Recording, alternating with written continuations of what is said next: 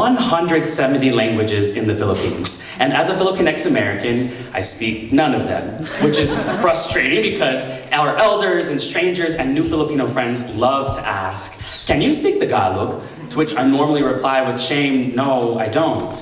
Now, when others ask if I can at least understand, I say, "No, my mom spoke more Bisaya to me, her regional language." And it's actually my dad's family that speaks Tagalog, but growing up in the US, he never learned the language either. And I've asked her why she didn't teach my sister and me either language, to which she normally says, "I don't know." Well, I remember when I started school, my mom made it a point to speak more English at home. And I don't blame her for what I don't know. I blame the fear of ESL classes, that native languages aside from English in school are a handicap. I blame our colonizers' tongues, together the Spanish and the Americans forcing themselves onto our ancestors, baked empty promises of freedom and salvation into the bread we bless with prayer. They wrote their languages as official into the Philippine Constitution first before any indigenous group. And so our names often sound borrowed, unfitting, or not Southeastern Asian enough. I didn't want to be called Jaime in school as a kid because that sounded too Spanish to me. But I wonder now if my comfort with being called Jaime is also a product of my American colonial mentality.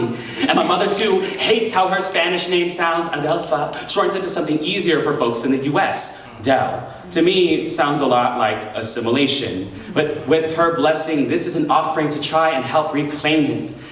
Adelpha is a word for a shrub that grows glassy green leaves and blooms white to pink to reddish petals, native to Central Philippines. When she came here to plant her roots in Western soil, she knew that she and her descendants should thrive. She watered us seeds of her culture, doing her best to snatch discrimination from our throats and bury it deep into the earth, to sow as much English as possible, to try for our best chance to make sure we did as well in the classrooms as she did in the fields. Her branches extended to us bite-sized pieces of a place where I have never felt the sun. I've never been to where she's from, so I cling to the few words she has fed me of overseas communities that I've never met. I remind myself that I too am born of her family of farm workers and fishermen from one of the smallest islands. I remind myself that I am sprouted from the same sun in any language, and I remind myself that being tested whether I can speak isn't a game, and I feel so much lost the older I get. But this is a poem from my mother, so if she were here right now, I'd say to her, "Ma,